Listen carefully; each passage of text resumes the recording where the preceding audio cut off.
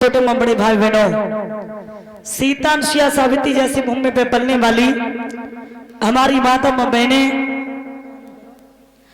आज श्रीमद् भागवत कथा का चतुर्थ दिवस है, यानी कि चौथा दिन है। आप सभी लोग श्रीमद् भागवत कथा को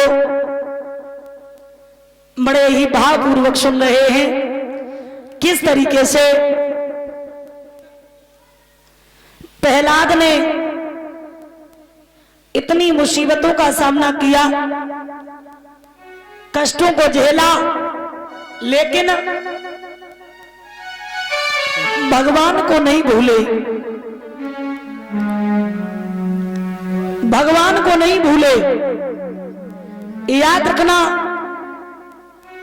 प्रहलाद के पिता ने प्रहलाद को इतना कष्ट दिया, लेकिन भगवान जब सामने आए और जैसे ही भगवान ने हिरण्याकश्यप को अपने घुटनों पर रखा है और जब फाड़ने के लिए चले हैं और जब मारा है आज, तो क्रोध को निहार करके प्रहलाद अपने मन में घबरा गए।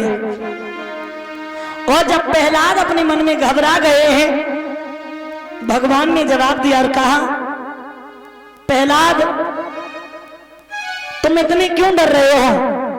पीठ पे हाथ को फेरा, सिर पे हाथ को फेरा, लाड़ लड़ाने लगे, प्यार करने लगे और उसी समय कहा है कि अब तुम हमसे मांग लो, क्या मांगना चाहते हो?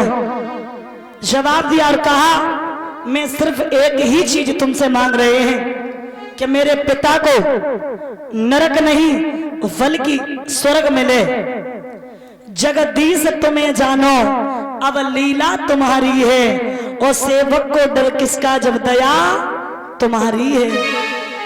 हमें किसी बात की चिंता नहीं है, किसी बात का डर नहीं है, लेकिन आप ही परम पिता हैं, आप ही जगदीश्वर हैं। तो प्रहलाद ने भगवान की खातिर पिता को छोड़ दिया, ध्रुव ने मां को छोड़ दिया। इन्हें कहते हैं भगवान के प्यारे भक्त।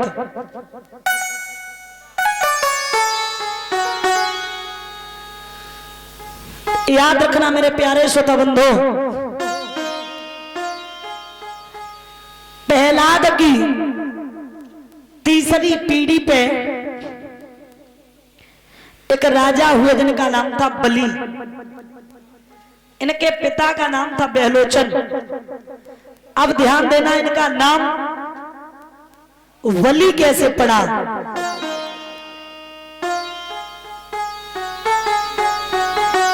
इनका नाम वली कैसे पड़ा परीक्षित जी? तो ध्यान रखना, एक बार की बात है, जब बहलोचन के कोई संतान पैदा नहीं हो रही थी, तो बहलोचन मरने के लिए चले, और जब मरने के लिए चले हैं, वहां इन्होंने एक चिता बनाई, उसमें बैठने के लिए तैयार हुए। और जब बैठने के लिए तैयार हुए, तो वहीं एक बहुत बड़े संत आए। संत ने जवाब दिया और कहा,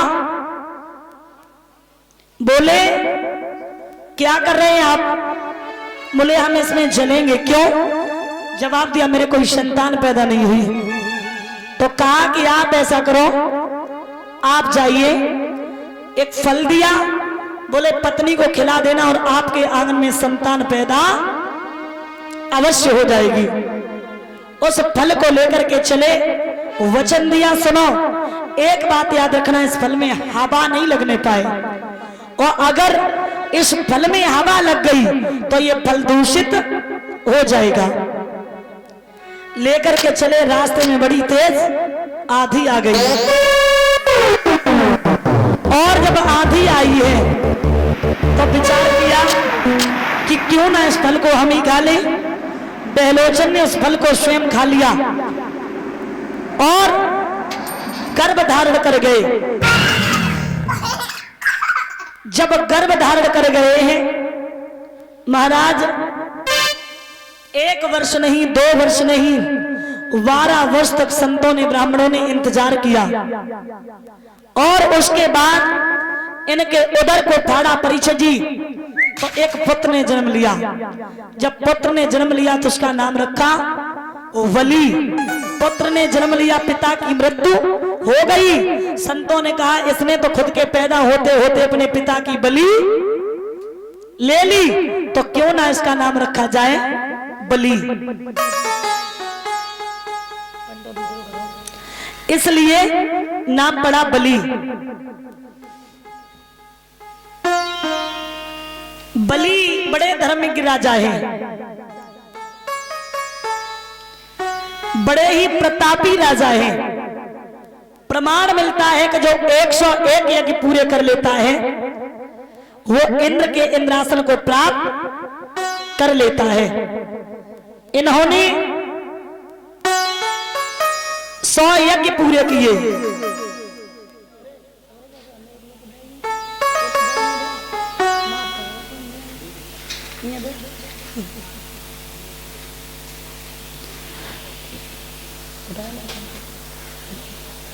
ये सम्मान कर रहे हैं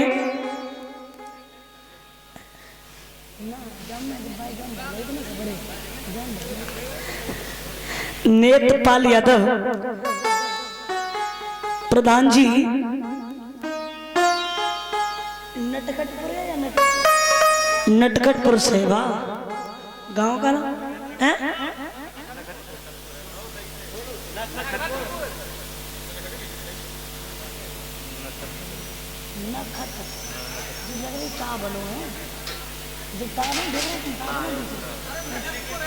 अरे भैया वो ता बनो है, ठीक है, बीच में आप देख लो, ता नहीं मिल सकता इसमें, आप हमसे मत कहो, ठीक है, देख लो आप देखो, देखो तो देखो ना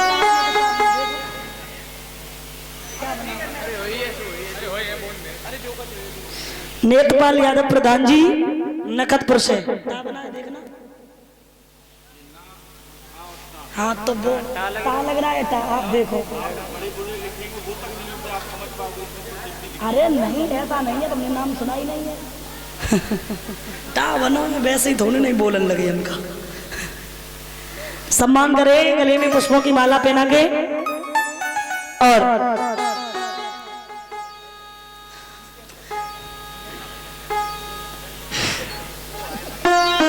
स्टाफ के लिए 20-20 मुद्राएं आशीर्वाद की कामना है।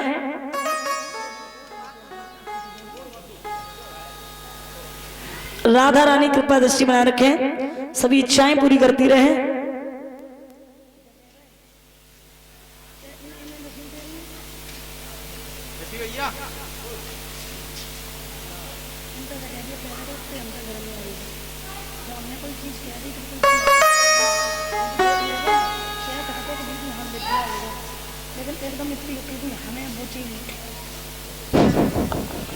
बोलिए कन्हैया लाल की।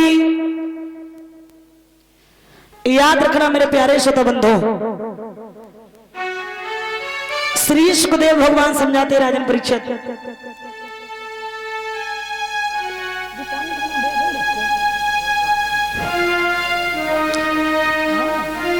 जब पिता की मृत्यु हो गई है, उस बेटा का नाम रख दिया बलि। संतों ने कहा कि इसने तो खुद के पैदा होते ही होते अपने पिता की बलि ले ली। बलि बड़े धर्मज्ञ और प्रतापी राजा हुए। पहले का एक नियम था कि जो 101 यज्ञ पूरे कर लेता था वो इंद्र के इंद्रासन को प्राप्त कर लेता था। तो महाराज इन्होंने 100 यज्ञ पूरे कर लिए, एक यज्ञ रह गया। देवताओं में खलबली मच गई। दैत्यों का राजा धर्म के नाम पे इतना आगे बढ़ रहा है, इंद्र का इंद्रासन हिलने लगा। इंद्र ने क्या किया है, विष्णु भगवान के पास में पहुंचा और जवाब दिया और कहा ये दैत्यों का राजा बलि ये धर्म के नाम पे इतना आगे बढ़ रहा है, आप इसे रोकिए। देखिए अगर आप कोई अच्छा कार्य करोगे तो ये संसार ऐसा है कि आपके अच्छे कार्य में विघ्न जरूर डालेगा, लेकिन आपको उन सब चीजों पे ध्यान नहीं देना है। आप जो कर रहे हैं आपको वही करना चाहिए जो आपको अच्छा लगे। कौन